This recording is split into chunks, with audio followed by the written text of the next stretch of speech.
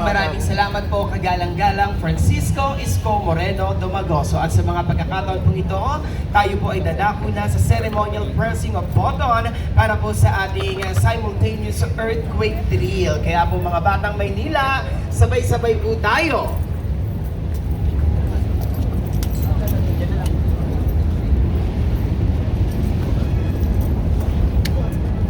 In 5, 4, 3, 2, 1.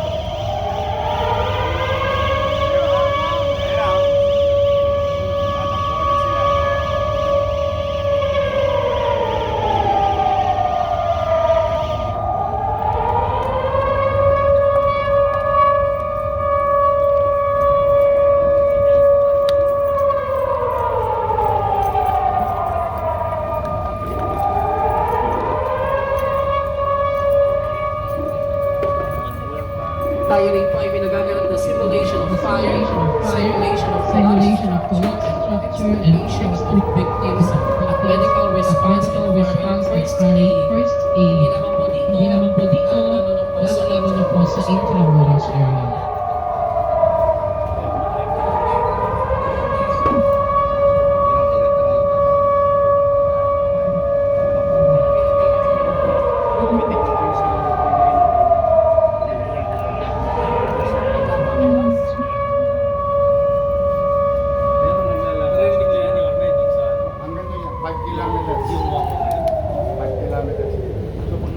Tinetest na natin yung mga machine.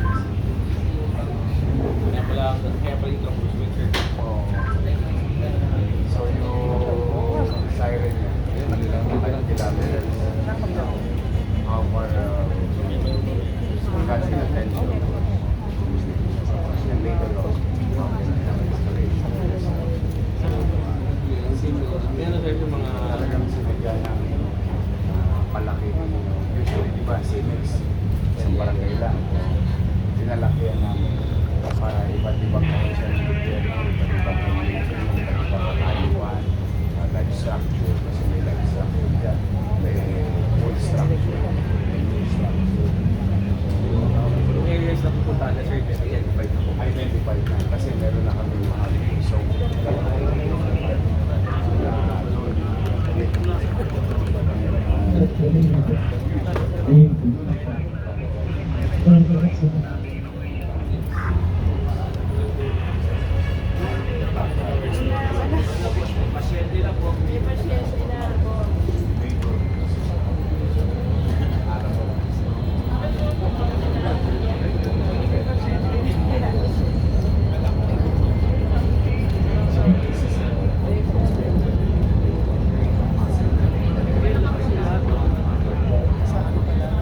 Hit kaya, tingnan ka lang.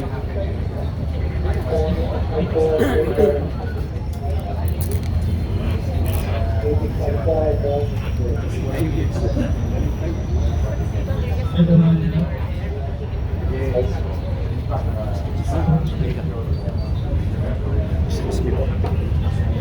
Kaya, so, part is lockdown, part of everyone is down.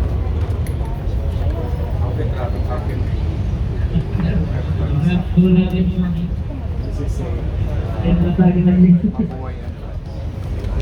nakamax na ako. So those are the lessons. learning curves kung walang mapasok. So, kaya kailangan patayin mo yung dead talaga. Kasi natin only the local government from within the community. Ano magiging reaction? Ano yung dapat? How about yung preparedness po ng mga barangay? Kasi parang hindi nila Alala mo. This is part of it. This is the effects of Sa that. station. Sa tapat ng tondo. Ayan. Ano sa coordination ng mga Ando doon na yung drone. wala lang daw po siya.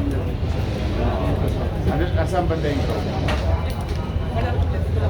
Then, nasaan banda yung drone? Nasa intro mo po siya. Nasaan banda? Ito, I'll show you. Guys.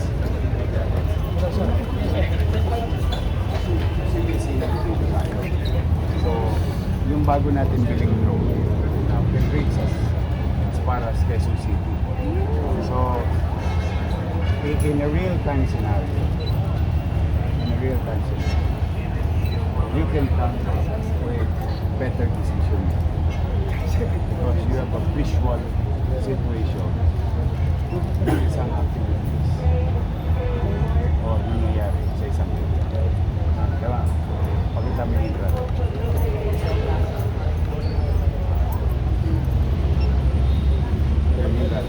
Yung thermal, ito yun. The logic behind the technology, halimbawa, let's just say collapse ito. Let's just say collapse ito. Paano natin malalaman kung collapse ito? Through thermal capacity. Drone. We can see, oh, may utaw pa roon. Pwede kami mag-respond agad. Kasi surgical, efficient. Kasi ang inaabata namin, limited resources. It's not because it is limited, because the event is so huge, it depleted your resources. How will you utilize limited resources in such scale? Kaya kailangan lagi efficient and surgical. So, timely, we can good morning mga bata.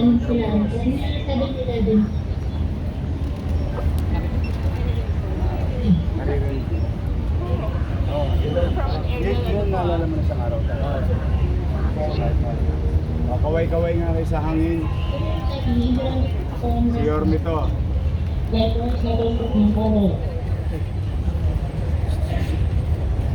Sige kayo sa hangin, sa langit.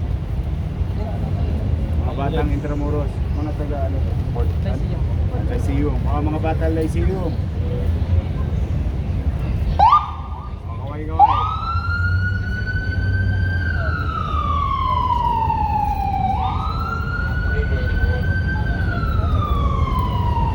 Para pala kayo na CCTV sa area.